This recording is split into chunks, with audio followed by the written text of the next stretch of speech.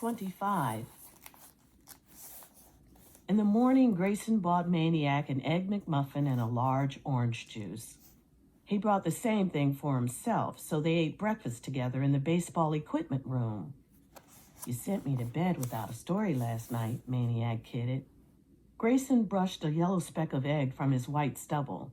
"I don't got no stories, I told you." "You wanted to be a baseball player?" "That ain't no story." "Well, did you become one?" Grayson drank half his orange juice. "Just the minors," he muttered. Maniac yelped. "The minors?" "Couldn't ever make it to the majors." There was a frayed weariness in the old man's words, as though they had long since worn out. "Grayson, the minors? Man, you must have been good. What position did you play?" Grayson said, "Pitcher." This word, unlike the others, was not worn at all, but fresh and robust. It startled Maniac. It declared, "I am not what you see. I am not a line-lane, pickup driving, live at the Y, bean-brained park hand. I am not rickety, whiskered worm child. I am a pitcher." Maniac had sensed there was something more to the old man. Now he knew what it was. "Grayson, what's your first name?" The old man fidgeted. "Earl, but call me Grayson like everybody." He looked at the clock on the wall. "Gotta go." "Grayson, wait. I'm late for work. You ought to be in school." He was gone. Grayson returned at noon bearing Zeps and sodas and was not allowed to leave until he told Maniac one story about the minor leagues. So he told the kid about his first day in the minors with Bluefield, West Virginia, in the Appalachian League, Class D. "Can't get no lower than that," he told the kid. "That's where you broke in. Don't have D-ball no more." He told about thumbing a ride to Bluefield and when he got there, going up to a gas station attendant and asking which way to the ballpark. And the gas station man told him, "Sure, but first I gotta ask you something. You new ball player, right? Just coming on board?" And Grayson said, "Yep, that's right." And the man said, "I thought so. Well then, you're just gonna want to make your first stop right over there." He pointed across the street. "That there restaurant, the Blue Star, you just go right on in there and sit yourself down and tell the waitress you want the biggest steak on the menu. And anything else you want too, 'cause it's all on the house.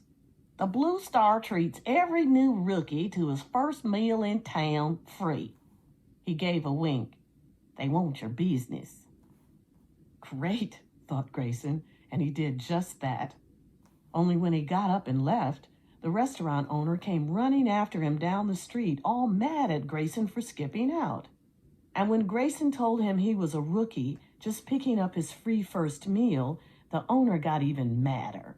Seems the gas station man was a real card and liked to welcome dumb rookies with his little practical joke.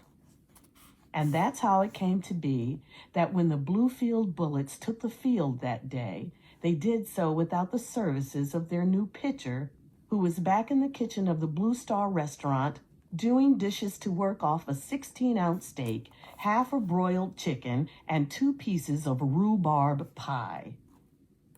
After a story like that, Maniac couldn't just stay behind, so he tagged along when Grayson went back to work. He helped the old man raise a new fence around the children's petting farm yard. When the park superintendent came around and asked about the kid, Grayson said it was his nephew come to visit for a while. The superintendent, who managed the budget, said, "We can't pay him, you know." And Grayson said, "Fine, no problem." And that was that. From then on, Maniac was on the job with Grayson every afternoon. They raised fences, mended fences, hauled stone, patched asphalt, painted, trimmed trees. They ate breakfast, lunch, and dinner together, sometimes in the equipment room, sometimes at a restaurant. They spent weekends together. All the while, Grayson told baseball stories, insisting all along, I ain't got no stories.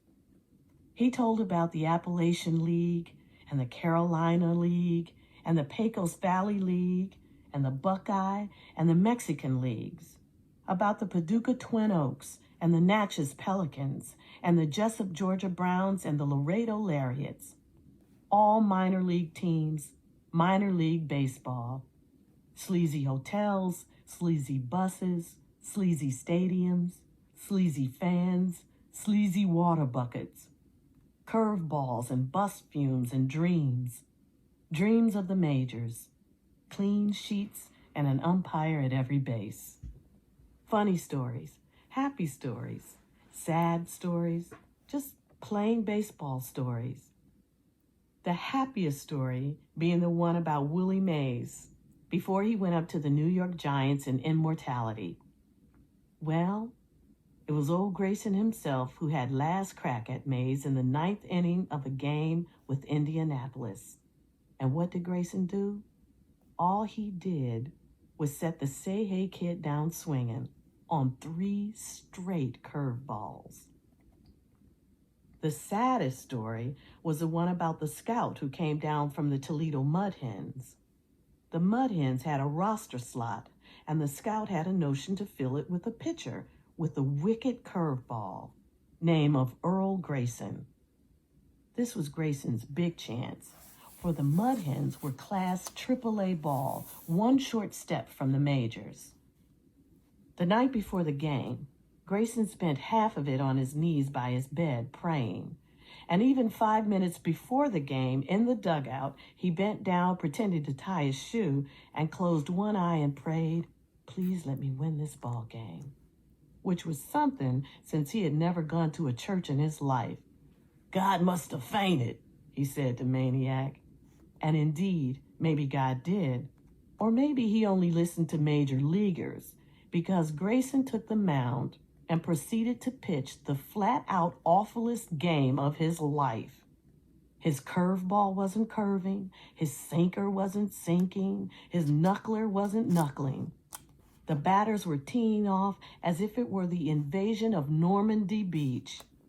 Before the 3rd inning was over, the score was 12-0, and Grayson was in the showers. He was 27 years old then, and that was the closest he would ever get to the big show. He hung on for 13 more years, a baseball junkie, winding up in some hot tamale league in Guanajuato, Mexico, until his curveball could no longer bend around so much as a chili pepper, and his fastball was slower than a senorita's answer. He was 40, out of baseball, and for all intents and purposes, out of life. All those years in the game, and all he was fit to do was clean a restroom or sweep a floor or lay a chalk line, or far, far down the road, tell stories to a wide-eyed homeless kid.